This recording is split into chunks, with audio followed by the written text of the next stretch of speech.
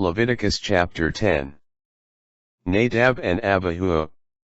Aaron's sons Nadab and Abihu took their censers and, putting incense on the fire they had set in them, they offered before the Lord unauthorized fire, such as he had not commanded. Fire therefore came forth from the Lord's presence, and consumed them, so that they died in the Lord's presence. Moses then said to Aaron, "This is as the Lord said.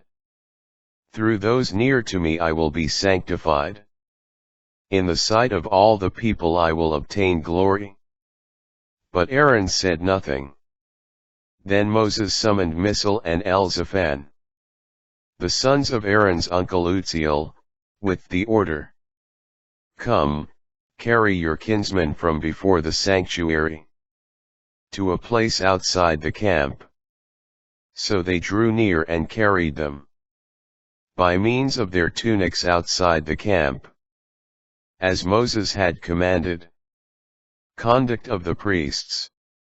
Moses said to Aaron and his sons Eleazar and Ithamar, "Do not dishevel your hair or tear your garments, lest you die and bring God's wrath also on the whole community, while your kindred, the rest of the house of Israel, may mourn for those whom the Lord's fire has burned up.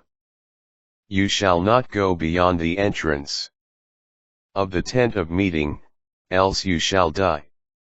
For the anointing oil of the Lord is upon you." So they did as Moses told them. The Lord said to Aaron, "When you are to go to the tent of meeting, you and your sons are forbidden, by a perpetual statute throughout your generations, to drink any wine or strong drink, lest you die.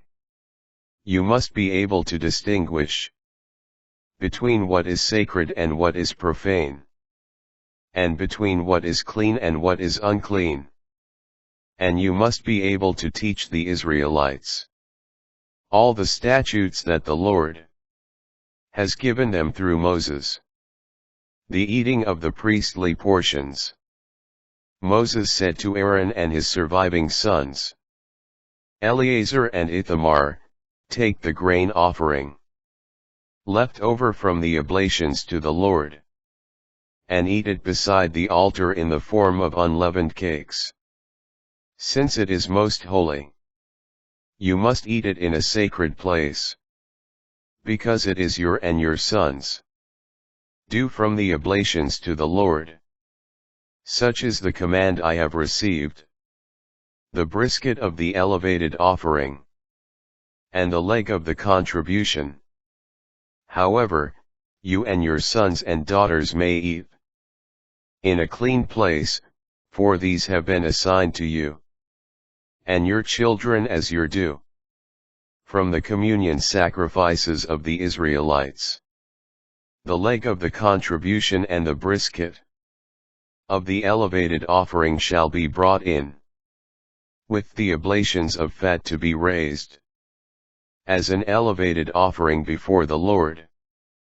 They shall belong to you, and your children as your due forever, as the Lord has commanded." Moses inquired closely about the goat of the purification offering and discovered that it had all been burned.